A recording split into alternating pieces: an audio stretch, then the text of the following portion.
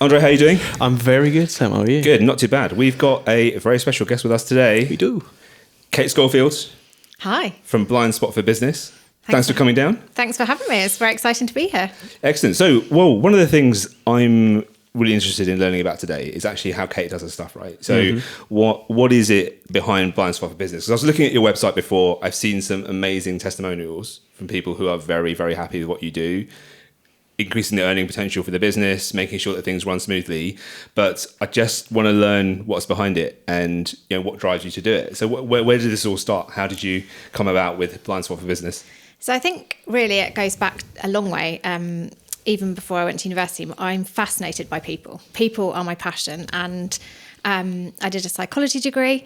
I always wanted to be a forensic psychologist. I was really interested in criminology and what makes criminals mad or bad. And I'm just going to hide my there's portfolio. There's a whole other story there which I won't diverse.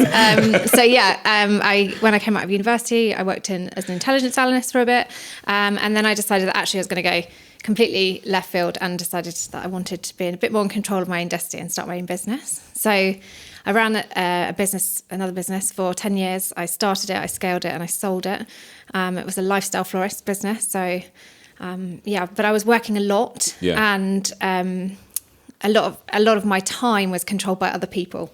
My clients were on all the time, weddings, events. I'm sure, as you know, there's their unsociable hours. You don't stop much, and so at the end of 2022, I sold my business and I took a whole year out. And I wanted to figure out what I was going to do next. And I realised that alongside my passion with people, what I really enjoy is the business of business and why businesses are successful, why they fail, what makes people kind of good at their job or not good at their job as such. And I realised that actually what I wanted to do is bring those two passions together. And that's where Blindspot for Business comes from. It's about the people primarily behind the business. And the blind spot element is because it's a psychological theory of blind spot theory. And it's about what you don't see and the hidden element of your blind spots, really. And I try to help people leverage those blind spots by discovering what they are first of all, and then using them to be successful in their business. Because especially small businesses, if they started with an owner operator, if you personally have blind spots, they'll also be in your business, right? Because they'll come through there. So being able to work on those and find out what they are is a really powerful tool. And then I bring in the strategy and the other steps. But yeah, so it's all about the people for me. Cool. Yeah, nice. So what is it then? So this blind spot you talk about. So what's your method for figuring that out? So if you let's say you're talking to a prospective client and you're trying to work out those elements that they may not necessarily be conscious of, how do you do that? Yeah, so I use a questionnaire similar to like a DISC profiling or a Myers-Briggs testing, where I profile people on essentially four key personalities. So some people, they reflect in different ways, but a key way to look at it is maybe you might be a bridge, a hustler, a rock, or a gladiator. And depending on what you are in those profiles will determine how you view things like decision-making, risk-taking, leadership, team development, that sort of thing. So when you understand where people align, and very rarely are you one sole profile, but I use the questionnaire to bring out people's how they might act in certain situations, and that then gives me a profile build up of how they might see the world. And then usually before I start so I give them to that before they start any work with me. And then part of the first session when we work together is I ask them further questions, and I sort of draw out and I check and cross-reference against the profiling tool, because sometimes in the artificial say of the questionnaire you might answer slightly differently because you might be thinking about it more or less, and so I kind of draw it out of them and sort of cross-check, and often it's pretty accurate, and they're like, I think you've nailed me there. Yeah. I mean, do you have times where, because I'm certainly familiar with a lot of the Myers-Briggs profiles and things like this, do you have times where you really have got something where your client is saying, well, that just isn't it, that isn't right? So I know there's some profiles that say they measure things like how compromising you are, or how confrontational you are, or how much you're likely to just kind of fold in a scenario versus thrive in it. And certainly those ones that come very much close to your heart in terms of your own personality, particularly things about being confrontational or compromising. I've certainly seen it, in either sort of leadership courses, styles, whatever it might be, where you see a result that just, hey, even I know that doesn't really fit with that person. Does that happen? Or is it really is it just that there's a subconscious there that is presenting something different to what we outwardly see? Yeah, so it can happen, but it's not specifically really about the personality. It's more about the way they see the world. So I don't test particularly whether someone's going to be confrontational, but it's maybe about, so the opposite would be true of a bridge personality, for example. They don't like confrontation. They'll often, if there's conflict within a team, they won't necessarily address it because they'll be like, oh, I don't want to upset the apple cart. I don't want to offend anyone, for example.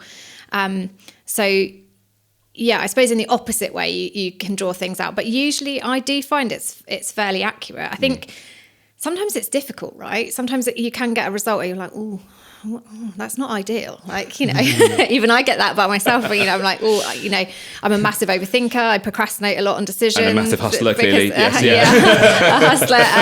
Actually, I'm a rock, but there we go. Yeah. There's different elements, and some of them aren't always favourable, but you have to face up to those things, sometimes. And the point of being able to face them is being able to then work out how you can leverage them for success, because it's not about what we're all good at. If we were just focusing on what we're good at, then, we would get somewhere. But you need to be able to leverage the whole way your brain works and bring those other elements in. Excellent. I mean, and if you've got any examples of, keep it anonymous, of course, but any examples of particular challenges that have come from that, or things that stick in your mind where there's been either a real success story because of something maybe deep-rooted that you found, or vice versa, where it's just been very challenging? Yes, I think the hustler profile is really interesting, because hustlers go after the hustle. They hustle, they're really good. They love the networking, they love the thrill of the chase, the thrill of the deal. They're out there, they're making relationships, they're bringing on all the new ideas, they get really excited. But when it comes to actually delivering those things, they're not very good at the systems or the processes behind it. So sometimes a lot of my clients are creatives, actually. It happens that they seem to gravitate towards me, maybe because I used to work in a creative industry. I have that side of the brain that kind of fires up as well. But I'm also quite process driven, and I think I act as like the opposite side of their brain, and can say, okay, that's great, but how are we going to actually consistently, reliably and scalably implement all these ideas? So that's a really good partnership. I can reflect the other side of the coin for them and say, okay, you've got all these ideas, let's get them down on paper, let's systemize them, let's work out how we're going to do it. Maybe you haven't got the skills specifically, but you need to outsource. So that can be a real success story. And working with some of my clients, one of them's employed a couple of people extra now to help them on a freelance basis to bring in those skill sets they don't have. So it's not necessarily always that you'll be able to suddenly turn a whole new bit of your brain on to do something. Like, some of us just aren't that good at maths, and some of us aren't that good at words. That's just how it works.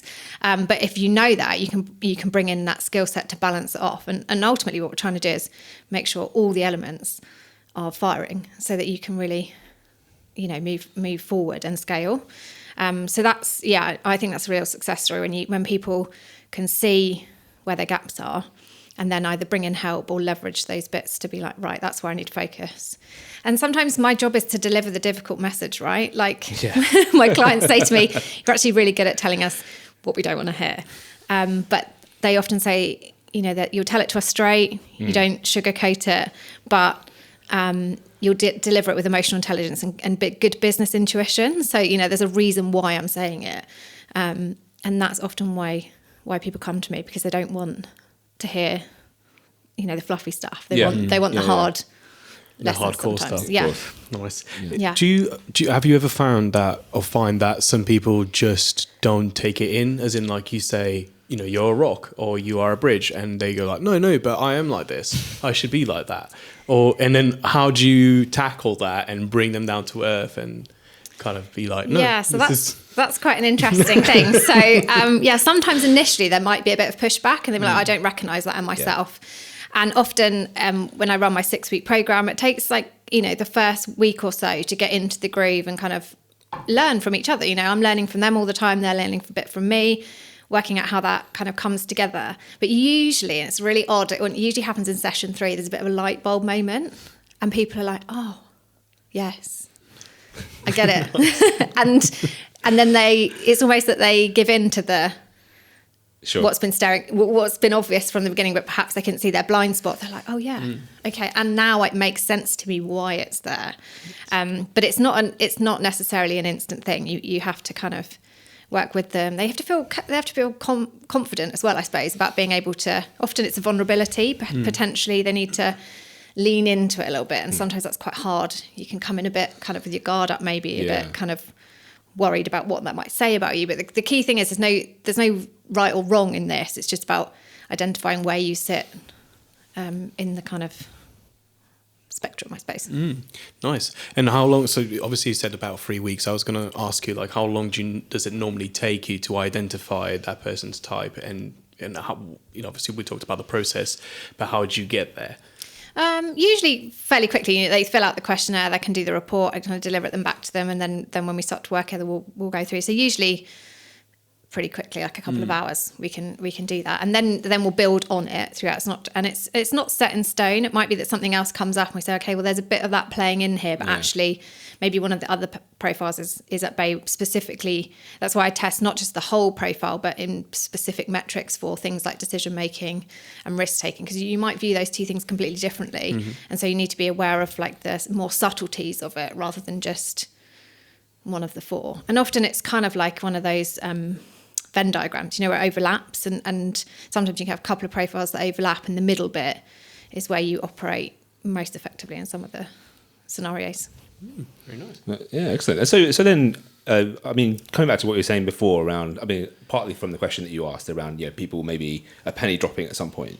I guess, maybe I'm being presumptuous, but I'm guessing a lot of your clients or people who come to you for a reason, right? So either they're trying to solve a problem or there's some element of their business that just doesn't seem to be firing.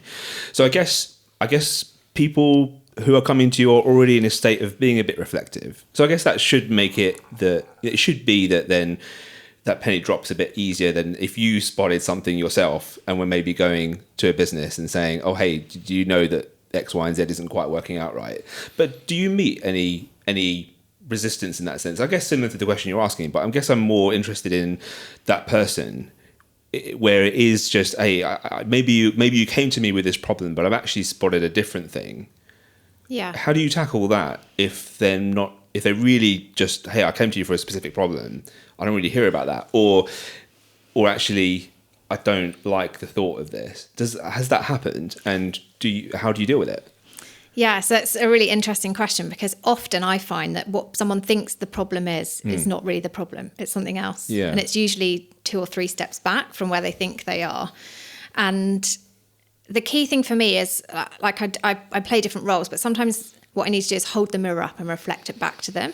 And so it's not about, if I come and say in a combative, you need to do this, it won't necessarily land. People need to come at it from, oh, okay, yeah, maybe. It's almost like they need to think of it, to feel like they're owning that inception, decision, right? Yeah. So my job is to ask questions a lot. So sometimes I just ask the difficult questions. I said, how does that feel? How does that sit? Do you think that really is a true reflection of the situation? So yes, there can be that resistance, but my job, if I'm doing it well, is to keep picking away at it and not let it rest if I think there's somewhere to go there. And like, it can be uncomfortable, it's a vulnerability, but that's why sometimes it takes till about 3 hours, 3 sessions in, because they're like, okay, right, I understand how she's working.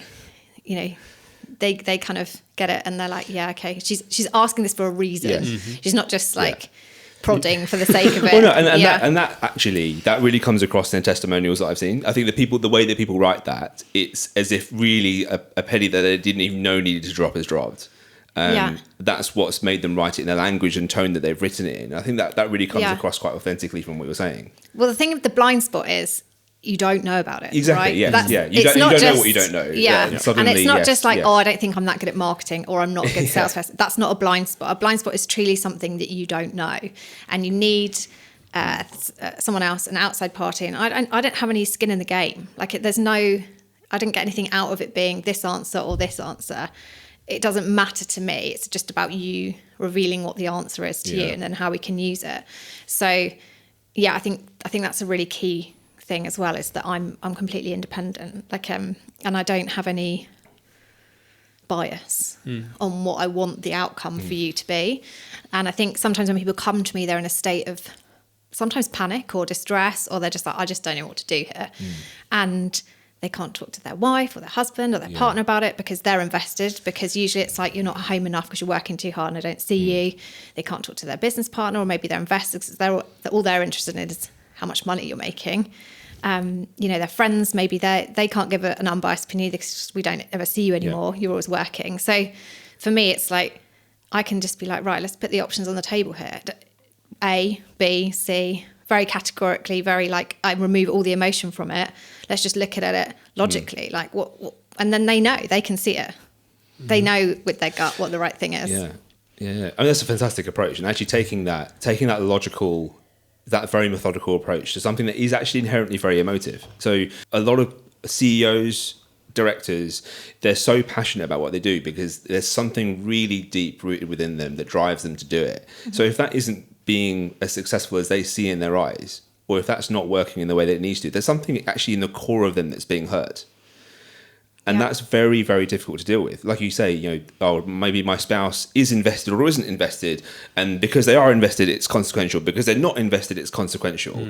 How you navigate that when you do have those blind spots that you don't know about. I'm sure there's a lot of people out there who would go, oh, do you know what? Listening to what Kate is saying, maybe there's something here to it that actually I need to understand what I don't know, because this means so much to me. It is exactly why I get out of the bed in the morning. I need to keep that, otherwise I'm in trouble. Yeah, and I think there's an element of you being too close. Like I certainly had this in my business before. Like I had lots of reasons why I was doing lots of things, and now when I look back on it, I'm like, why did I do it that way? Didn't make any sense to me now looking back, but when I was in it and I was so deep in it and I was in the trenches, I was like, well, this is obviously the logical way to deal with this problem.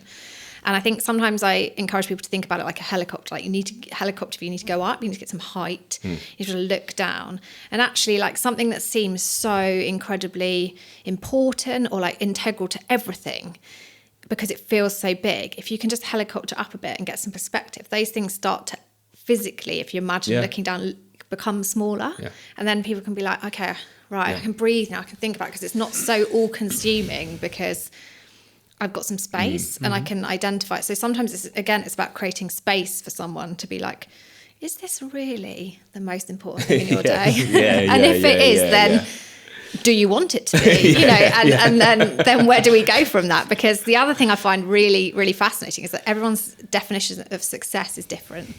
And that's really important to acknowledge, because we will all have different versions of success. Some of us will be motivated by money, some of us will be motivated by how much time we work.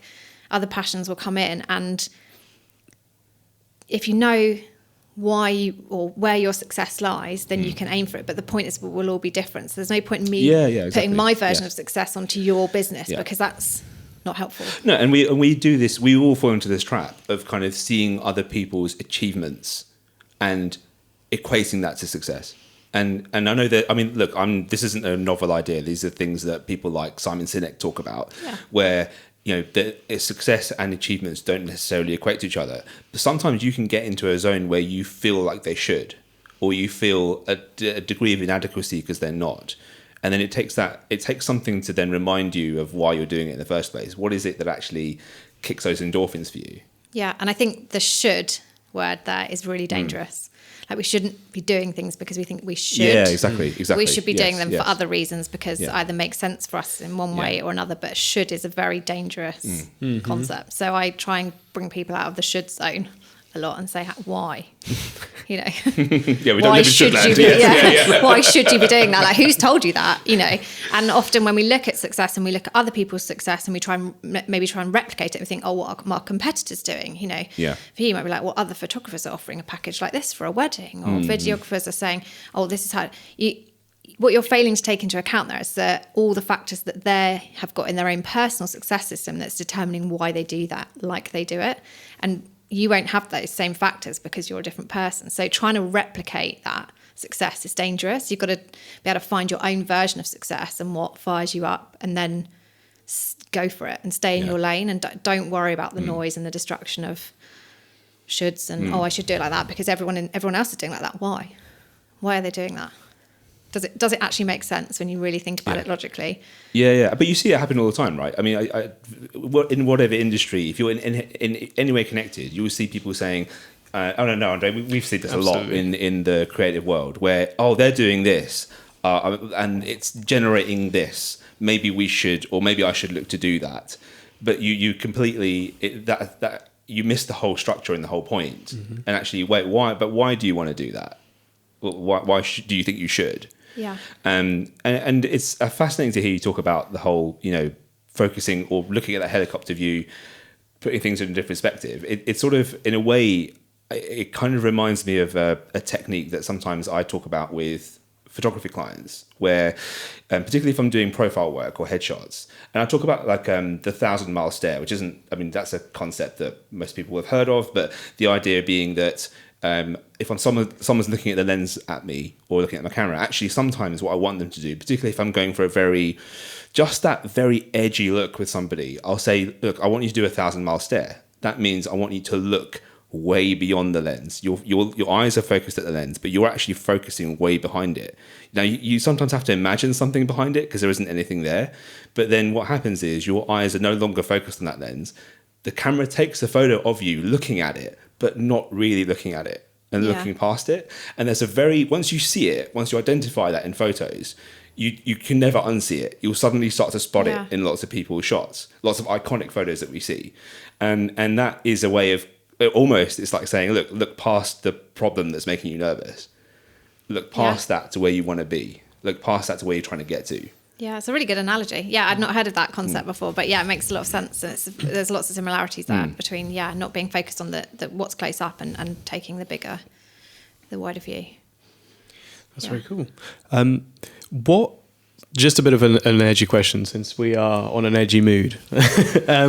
What would you say are there trickier elements? So let's say, would you say if I work with someone and they have this profile, it's harder to work with them than it is to someone that has that profile, because they might be a bit more disorganized, whatever it might be. Do you find that some people are harder to work with than others, and is that to do with their profiles, or is that to do with something else?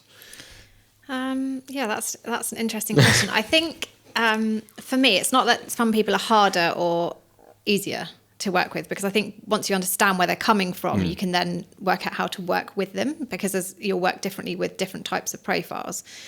I think more than the profile, it's the attitude of the person coming to the session or the conversation. So you mentioned earlier, they need to be curious. They need to want to be in the room, right? I can't make something happen for them. Well, I can't make something happen for them anyway, but it's all about what they can do with the information. I'm not there to tell them what to do. I can facilitate the thinking around it.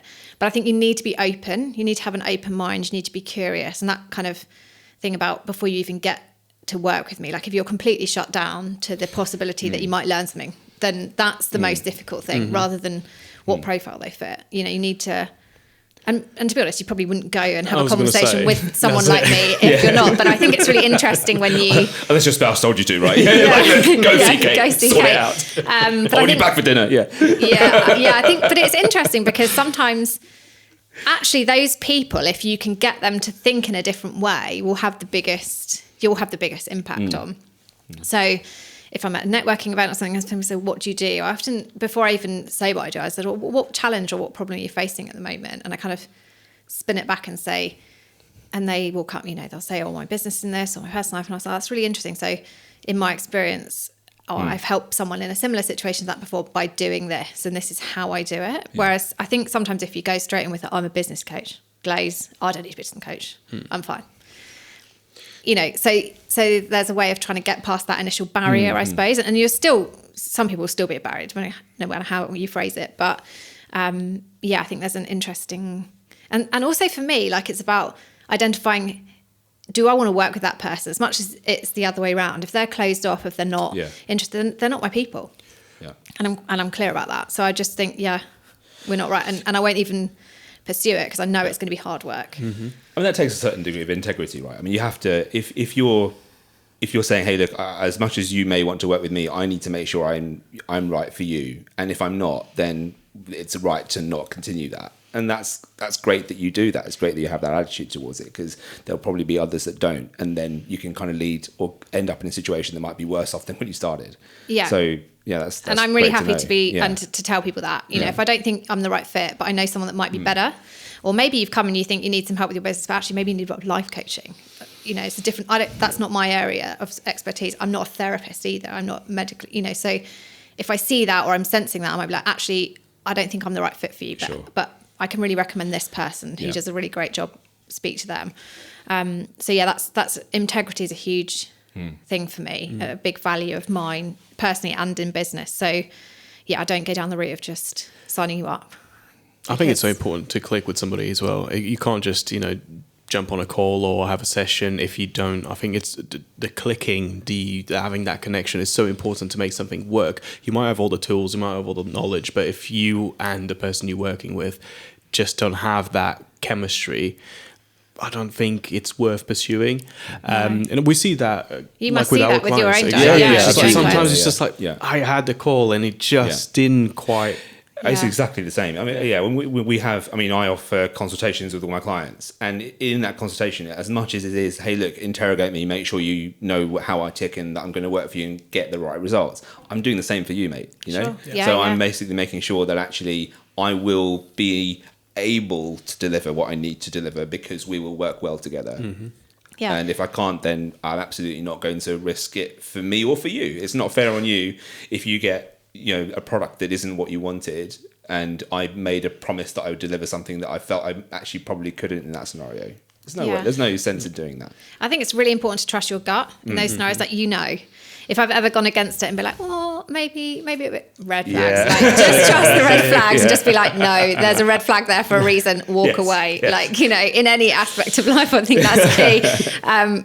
If you get that feeling or something's not lining up, and that's ultimately why we work for ourselves, right? Because we get the privilege of making those decisions. We don't have someone telling us, well, I don't mind, you need to take the money and you need to do that job. Yeah. No. Yeah, we've signed up for being able to make that decision ourselves. So, and I guess just actually something that would be interesting, just, you know, going off Andre's question just now around, you know, people that you may find either challenging to work with otherwise. Just, I mean, can I just quickly ask, in terms of people you work with or businesses you work with, how large would a business be that you've worked with, for example, in terms of people that are there, teams that are there?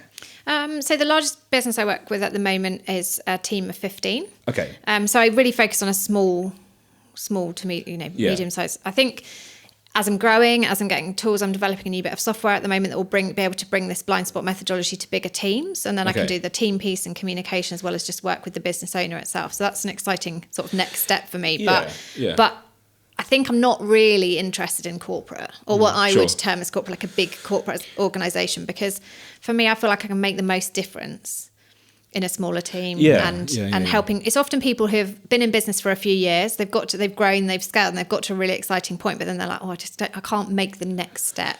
And I try and facilitate how they get to the next step. And then, indeed. And I guess like my question then, following from André around that, which might be a bit naive, I don't know, but you know, we talked about business owners who might have their own challenges or blind spots, and surely it must be that you encounter teams that have the same, or people who might be in various roles in the business, whether they be, I don't know, their accounts person or maybe their internal HR person, whoever it might be, that actually have this interplay which may not necessarily be conducive to what you're trying to achieve for that business owner or whoever it is that's brought you in. I mean, I guess my question is, does that happen? Has it happened? And what do you do? What do you do when that happens? Yeah, so it's really interesting. So the next piece is sometimes to take it to the management team. So I've just taken on a new client at the moment who is looking to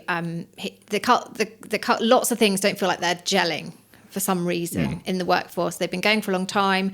There's disparities between the ages of the management team, for example, and the employees they're bringing in. They feel like they're not communicating, something's off. But even within the management team, they're like, we've known each other for so long here. We've kind of become a bit blinded to where our strengths and weaknesses is, and we need someone to come in and give a fresh perspective.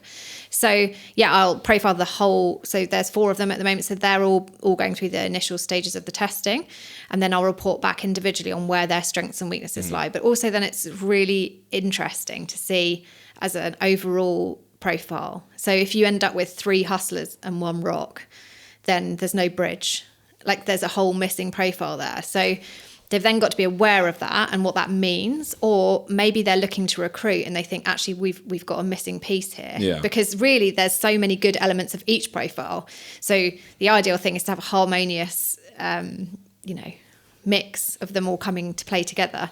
So yes, the extension of it is to bring it into bigger teams. I suppose, you could ultimately bring it into a team of 50, a team of 100. The principle is the same, but I think I just enjoy the growing phase, because I think if people identify those challenges and bring in the right, there's a really interesting book by Matthew Syed, who is used to be a Olympic table tennis player. I don't know if he wrote Black Box Thinking, which is a really good book, but also Rebel Ideas. And the Rebel Ideas concept is you need a bit of everything in your team, and that brings out the best of it. And it talks about, he doesn't term it blind spots, but in my analogy I would call it a blind spot, where you get people to look at a fish tank, which I think is a really amazing study. And he took some Americans and some Chinese people, and they looked at the fish tank, exactly the same fish tank, right? Same fish going around, same coral, same everything. And then they asked them to say, give me a report on what the fish tank looks like. And the Americans were like, oh, the fish. They just talk about the colours of the fish and the vibrancy of and the movement and everything. And the Japanese people were like, it's all about the coral and the movement of the seaweed and the detail rather than and it's just so fascinating how different cultures and different ways of looking at things and if essentially different blind spot profiles in my methodology see the same thing in a completely different way. And often that's where a lot of the problems or friction comes, because they're like, I just don't understand. Why aren't they seeing it like I see it? And it's like, because they're just seeing it different. And then when they realise that, they're like, oh, okay, so if I know that about that person now, when I'm presenting something or I'm trying to get them on board with a concept, I need to talk about it in this language or in this way, and then they'll get it. And then suddenly it's like, oh, we're all talking the same thing. It's like the light bulb moment again. So it's a bit of an aside, but an interesting study, I think, about how you can apply it to teams and yeah. Yeah, because it must be quite challenging. It's obviously different. The approach, whilst globally is the same, it must then be quite different to then approach a single individual or business owner against a team, because obviously you've got all the different moving parts.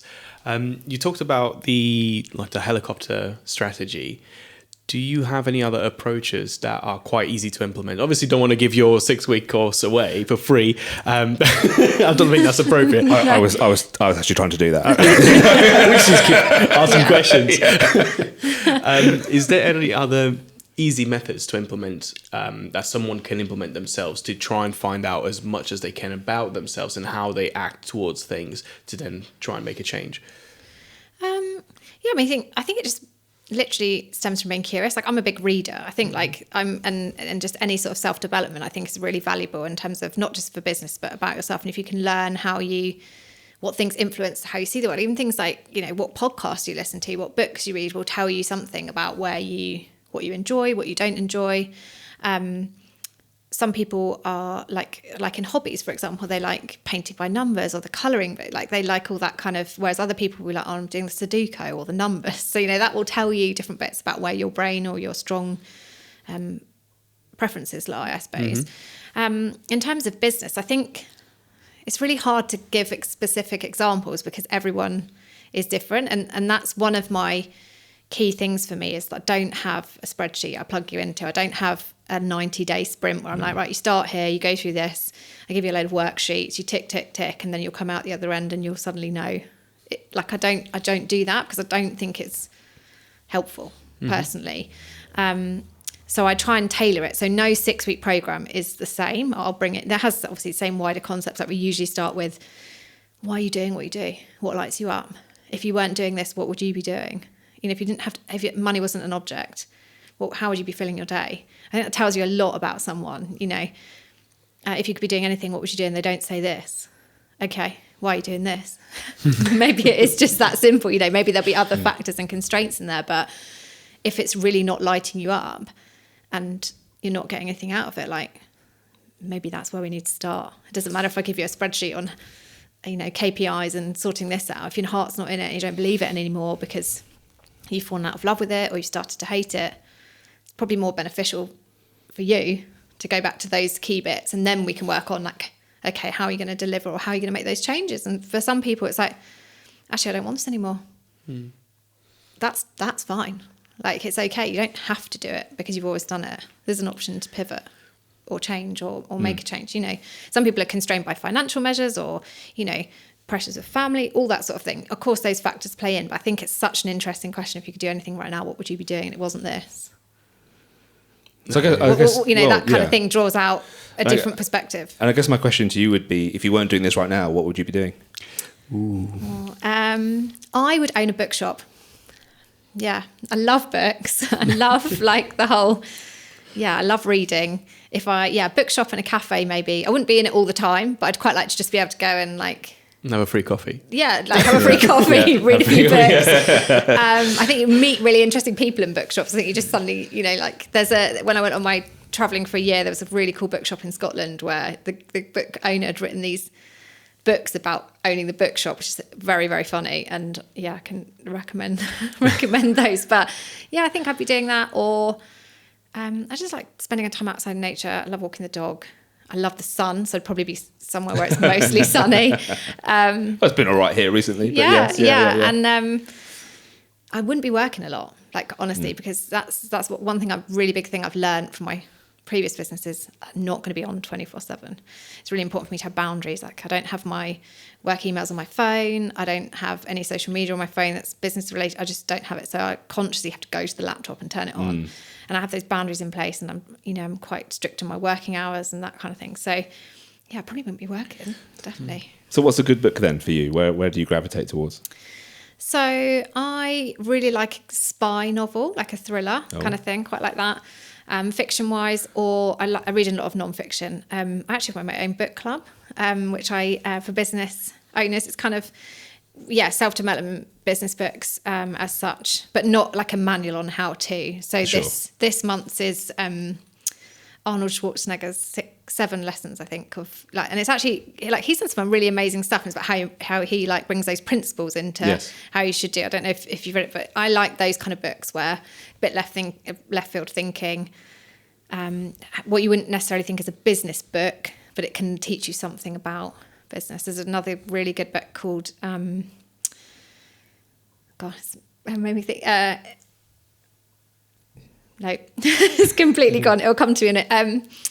Die with Zero, it's called, by Bill Perkins, and it's about how we're often encouraged to save for the next rainy day, save for this, save for the future, and it's like, well, what if the future doesn't come, like and what if all that money you've been saving, actually you either can't spend it or something happens, and the enjoyment you can have out of that money, maybe you'd have been better spent now. So that's another principle I'm sort of living a bit by, and why I took a whole year out traveling is like, do the thing now, like, 'cause it might not come in the future. So that those kind of books also really fascinating.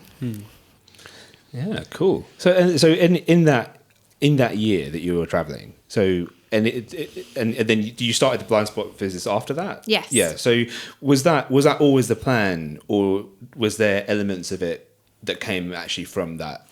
Yeah. So when I sold the business, I didn't know what I was going to do next, and I thought I didn't try and find it out either. Yeah. I thought it was really important for me to properly switch off, really decompress, and think about what I wanted to do next. And it took me about 6 months to decompress, even traveling, because it takes that long when you've been working that consistently all the time to just let your brain settle. And then I just thought, like, it will come to me. I was really sure it would come to me. I didn't know how or what it would be, but I was like, I'll figure it out. And a lot of people thought I was a bit mad. They're like, well, how can you not know what you can do next? And I was like, I don't know, but I just feel like I can't even think about that right now. It's just too big a problem. I need to go away. I need to enjoy my time off. I was like, I'm not focusing on that. I'm focusing on now, and try to be a bit more present, because that's something I used to struggle with a lot. Always planning ahead for the future. And I was like, I'm not going to do that. I'm just going to go. And it was a really big step for me to walk away from like my whole identity. Everything was really wrapped up in that previous business for lots of reasons. I've been doing it for 10 years. I've started at 27, left at 37, like that's a big span in your life. You change a lot in that, you know, personally in that time, lots of things had come and gone. And I thought, yeah, I'm just going to take the time to really reflect and do something I really want to do next, that I can be in control of my own time, which is really key. So now I can choose when I see clients, which clients I work with, when I work with them. I'm not on anyone else's schedule. Like my wedding's at the weekend and I need you to start at 7 a.m. No, I don't, you know, I've done that bit.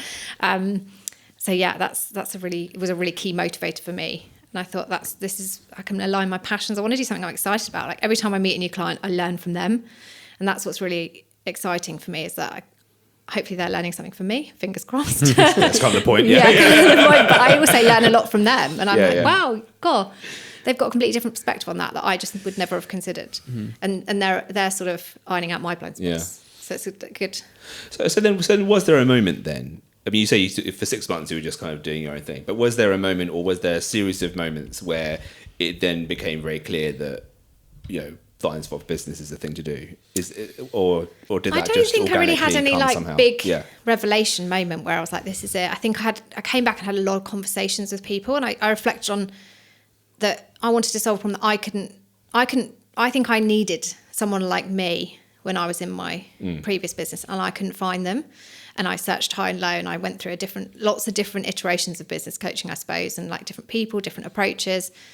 And I was like, I just don't feel like anyone's quite gets it. Yeah. I don't want to go into the spreadsheet. I don't want to go into the sprint. Like, I just don't feel it's relevant for me. And so I think I was like, came out of almost a frustration of like, if I'd maybe had that support, or if I'd been able to find it, would I have ultimately made a different decision? Would I still have my business? I don't know. Like, I'm still very happy in the decisions I've made. I don't believe in looking back, just, you know, look forward in that sense. But yeah, I think it's the motivation thing. Is like, how can I provide that for people like me? Because ultimately, I think the analogy I use and explain to people is I'd built myself a prison, and the walls were really, really high. And I was like, how am I going to get out of this prison? I don't know. Like, for me, exiting was the only way out at that stage. Like, I felt like I could explore lots of other, and I was like, no, I'm out. Like, and for some people it is that exit thing, but actually I was like, how can I make sure other people don't feel like their business has become a prison or a cage or that kind of thing? Because I felt like I'd become a bit of a victim of my own success. Like, I built this really great business, but I couldn't ever get out of it, because with more clients, more people, more hours, more stress, more, you know, it just kept moving. And I felt like I was this hamster going around, the wheel was going, and I was dead in the middle. And I was like, there's no stop. And I want people to stop before they get to that point, reevaluate, and I can help them, because I've been there. I know what it feels like. I think that's another key point of my experience and my empathy with people. And people often say to me, like, we know what you're saying. It's not necessarily right, but you're delivering it in a way because we know you've been there. And I think that's important, because I often say to people when they're considering like how to spend their money, it's like, if you've had to earn the money in the first place, you spend it in a completely different way. Whereas if you work for a big corporate or something and you're managing a budget, that's a whole different skill set, and it's really important skills. I'm not diminishing that in any way, but you've not earned the money to spend it. It's just a number on a spreadsheet. But if you've had to sweat and blood, sweat and tears to get that money in the first place, your attitude on where and how you spend it and what that means for you is very different. So I always trust people that have, in the decisions, who've made the money in the first place and know and been there and walked the walk. For me, that's an important bit, again, about the integrity of the piece, I suppose. I think it's so important, especially when, you know, obviously we are trying to build businesses that are sustainable and stuff, but it's so important to feel that the person we're talking to actually understands what we're going through. One thing is like, you know, I've studied this and learned so much about that, but then actually when it comes down to being relatable and to actually really understanding what it feels like, they fall short. And I think it's, especially when you are going through those moments where this is a prison now, or I don't know where to go from here, you kind of need someone that really, really understands where you are, what you've done to get there, and what you need to do to get out of there. I think that's really, really, really good. Yeah. Another thing I was going to ask was basically how, let's say we talked about, you know, people knowing when to stop and when to really because I think we get so sucked into this, I need to do this, I need to do that. If I want to grow it this way, I need to do that. I need to pull from this side. I need to try and push that side. When do you go, actually, can you just stop a minute and just reevaluate everything? And actually, do you really want to do that? How do you find that? How do you, basically, I suppose what I'm trying to say is, how do you identify who should pursue and carry on with the hustle and who shouldn't? So it's not about, for me to say who should or shouldn't hustle. Like it comes down to the person. I often think the way they talk about the problem is really illustrative of how they're feeling. So people who are really in the midst of it, they talk quite fast. They don't take a breath. They're really overwhelmed. They're like, oh, I'm manic. They're a bit manic. Their arms are moving. They're like, I just don't even know where to go. Like, they're literally, you can see them up. And that's like something that's important to me, to read that. It's not just about, like what they're saying. It's how they're presenting that. And I think that's also really key. It's like, okay, hang on, like, literally just take a breath, just stop and just take a breath. And sometimes it's that permission to just take a breath and stop is all they need, to just be like, okay, it's okay, I don't have to keep it up. And sometimes I think people see that need to stop as a failure, and they're like, if I stop, everything's going to fall apart and everything's going to go wrong. And I often say to them, what's the worst that's going to happen if you just stop right now? And often there's a silence, right? And that's really key for me, to hold that silence, because then they sit in it and they're like, I'm like, okay, well, if you don't know, then it's probably key that something's suddenly not going to keel over completely, or there's a moment there to breathe.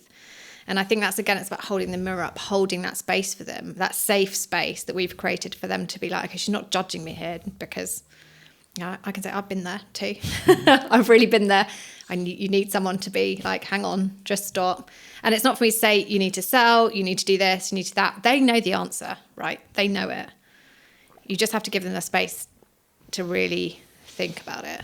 And it won't necessarily happen, sometimes you create the space and they go away and be like, bounce some ideas around, they talk to them, they come back and say, okay, I thought it was this, but it's not that. And that comes back to often what they think is the problem is not the thing. So it's just about giving them that sounding board. Yeah, that space to be like, am I mad for thinking this? No, probably not. We've all been there.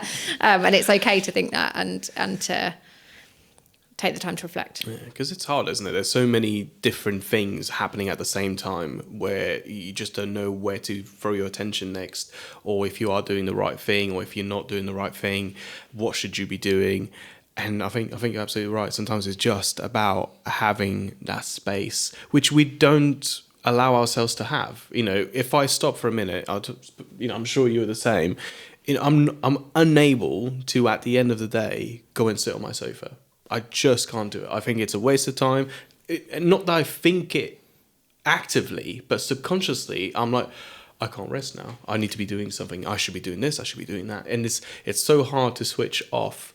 And to then obviously be able to understand all those other key factors that are like getting in. Why am I not allowing myself to just have a quick pause? It's tricky. It's really, really tricky. So it's so important to have that space. And like you said, also, bring up the mirror and see, okay, well, this is why I'm doing this. This is why I'm doing that. This is why I'm not doing this. And it's fascinating. Yeah. And I think sometimes the question you can ask yourself is, what can I say no to? The power of saying no is far more valuable than the power of saying yes, right? If you say no, create some space, the right yes will come and become more obvious. But if you're so on the go all the time, the yes isn't obvious because you've got all this white noise. And society's rewarding us for that, right? It's like being busy is like a badge of honour. Well, why? Like, again, it's like, oh yeah, everyone else is busy, so I'm going to be busy and I can wear that badge and I can be, look at me, I'm doing all this stuff. To what end? Like you say, actually, I can't go home and I can't sit on my sofa calmly, or I can't go for a walk, or whatever that manifests for you. And I think it's really important to give yourself, your brain needs it. Like, I'm talking to the doctor, you know these things, but it's important to just give your brain that space to decompress, literally, and to take those those things in, because you can't make a decision when you're manic, and not not a feel good one, guilty about probably. doing so. That's the issue, isn't it? Yeah. So because and so many of us fall into that trap of. I mean, I probably would go and sit on the sofa, but just feel bad about it. That's it. That's just the. That's probably what would absolutely. happen. But no, it's fascinating stuff. I mean, one of the messages you said earlier when you were talking about, actually, why you came to start the business, or one of the big, I guess, epiphanies for you, it sounded like, was the whole, like, nobody else is doing this, or I'm trying to find somebody who's doing it the way that I think I need. Yeah. But I'm not finding that. And that's wonderful that actually you managed to build a business from that principle, because then you're always going to be motivated to keep bringing that to people in a really authentic way. That's fantastic. Yeah, I hope so. And I hope that comes across in like the way, what I say, what I do, examples. I hope I'm leading a good example to clients. Like, I'm not on all the time. You can't contact me out of hours, like go and sit on the sofa. Don't feel guilty. Like, watch the crap telly, listen to, there's a lot of crap telly. Do that. And because sometimes actually your self tomorrow will really thank you for that downtime, I guess in a way, you're just basically ensuring that you can show up to every single client the same way, that you are there, present, ready for what they have to throw at you. And by you basically got to the point where, actually, by actually setting boundaries and saying no to people, I'm actually doing a better job and actually serving those people in a better way. Yeah. And I think that's such an important thing to do. It's hard because you think like, oh gosh, what am I only going to work 9 to 5 or 9 to 3 or whatever? What are people going to say? Well, should I really be doing that? But actually, you are just ensuring that you can show up. Yeah, and for me, like I'm naturally a bit of an introvert, and so being with clients and being on and really front facing experiences like this takes a lot out of me, and then I need to go home and recharge. What I've learned is, if I have a big morning with a client or do a strategy session, I need to not work for the rest of the day. I need to go and decompress and charge back up, because it's a really, the battery's going down, and you need to top the battery up so that tomorrow I can show up for the next client in a way. And I don't feel guilty about that. I don't feel guilty that I haven't worked the afternoon. I actually feel like it's a really good thing, because I'm then showing up properly for the next client, like you said. And so, take the afternoon off, sit in the sun, have a cup of tea. That sounds great. I'm just going to change my whole approach now. My whole approach to the whole thing has changed for now. That's it. What? I'm not working tomorrow. Well, maybe I am. Yeah. It has to be right for you, right? It. And like, what's right for me is not necessarily right for you. You got to cancel the client right now. Say, no, I'm not going to work tomorrow. Sorry, I spoke to Kate. Kate said, we've all got to eat, right? Let's be pragmatic about it.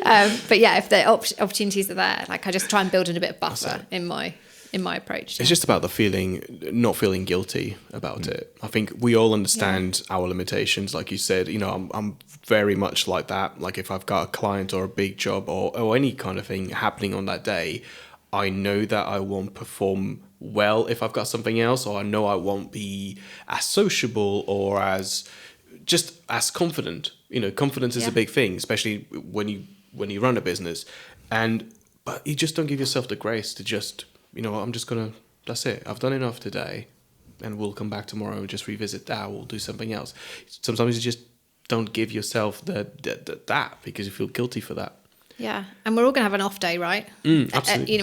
Everyone has a day where you're just like, can't be asked with this today. I'm just going to go sit on the sofa, right? That's also okay. Yeah, not like, frequently and like all day, every day, but sometimes actually that's the best thing you can do, is be like, it's not happening today, I'm off. Absolutely. Like, I'm just shut the door, shut the laptop, go out, because tomorrow you'll be performing 10 times better as a result.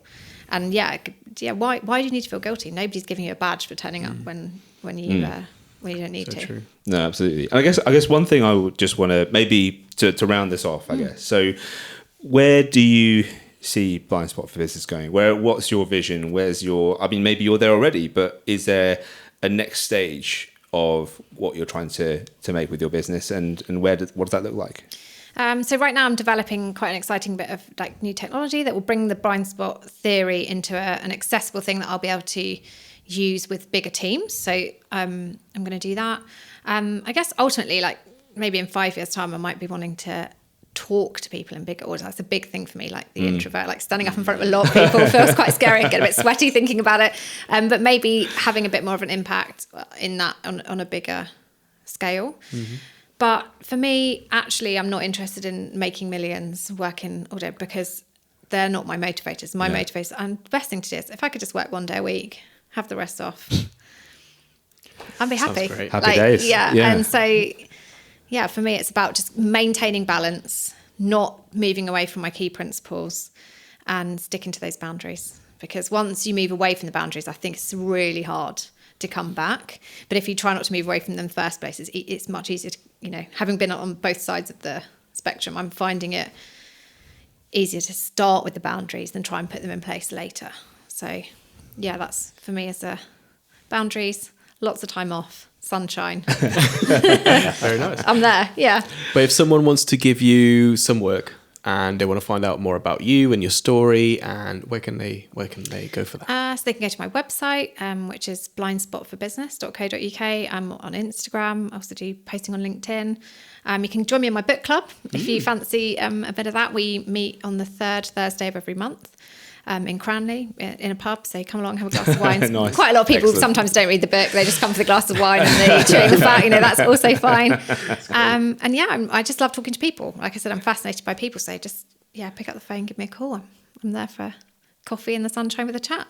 Brilliant. Yeah. Nice. Fantastic. And maybe we'll catch you in your bookshop one day. Yeah. yeah. Yes. Yeah, with a free coffee. I'll let you know when I open it. Yeah. Yeah. Yeah, don't be reading the books, type of books I'm reading though. Jesus. Anyway, so but Kate, thanks so much for joining us, and I've loved hearing about it. I've loved hearing about your passion for what you do, and that's fantastic. Thanks for having me. It's been really great. Really enjoyed it. Thank you. Thank you.